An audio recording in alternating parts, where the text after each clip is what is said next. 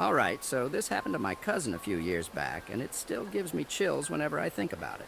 He was living in this old, run-down apartment complex, the kind where you'd expect to find roaches and rats more than anything else.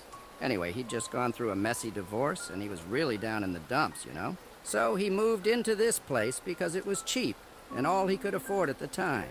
The building itself was ancient, creaky floors, weird stains on the walls, and an elevator that looked like it hadn't worked since the 80s. The neighbors were a weird bunch, too. There was this old lady who always wore black and mumbled to herself in the hallways. Creepy stuff, man.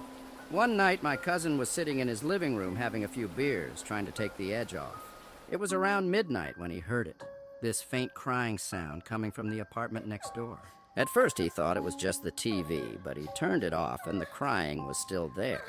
It was soft, almost like a whisper, but definitely a woman's voice. It sounded sad, desperate even. He tried to ignore it, thinking it might be one of his neighbors having a rough night. But the crying didn't stop. It went on for hours, getting louder. It was like nothing he'd ever heard before. He was starting to freak out, but he didn't want to be the guy who calls the cops for nothing.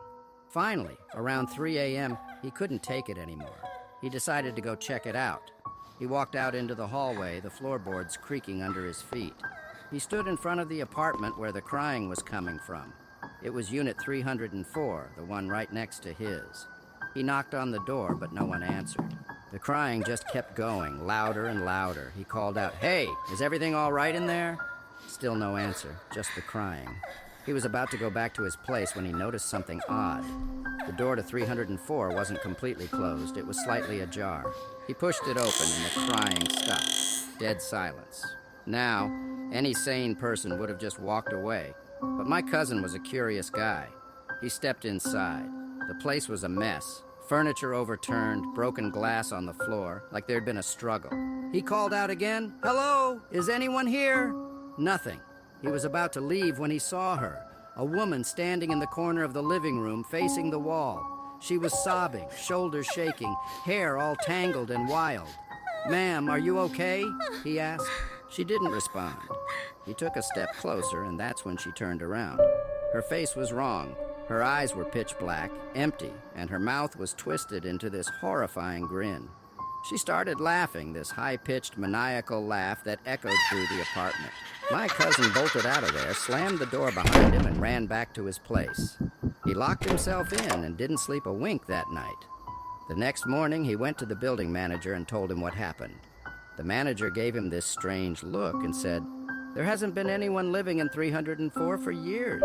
The last tenant, a woman, died there. People say her spirit never left." My cousin moved out the next day. He never found out what really happened in that apartment, but sometimes late at night he swears he can still hear that crying, faint and desperate, echoing in his mind. About a month after he moved out, he gets this call from the building manager. Apparently, the old lady who used to mumble to herself in the hallways had been found dead in her apartment. She'd been dead for weeks, maybe even months. The weird part? The apartment she was found in was 304, the same apartment where he heard the crying. The building manager swore up and down that he'd never rented out 304 to the old lady. In fact, there were no records of anyone living there since the woman who died years ago.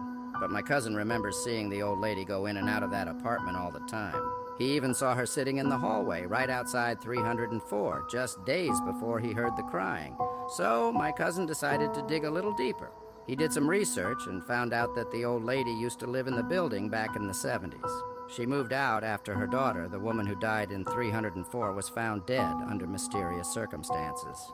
The old lady had always claimed that her daughter's spirit was still in the apartment, that she could hear her crying at night. My cousin couldn't shake the feeling that he'd encountered something not of this world. Even now, he avoids talking about it, like mentioning it would bring it all back. But sometimes when he's alone, he says he can still hear that crying, that eerie, desperate crying.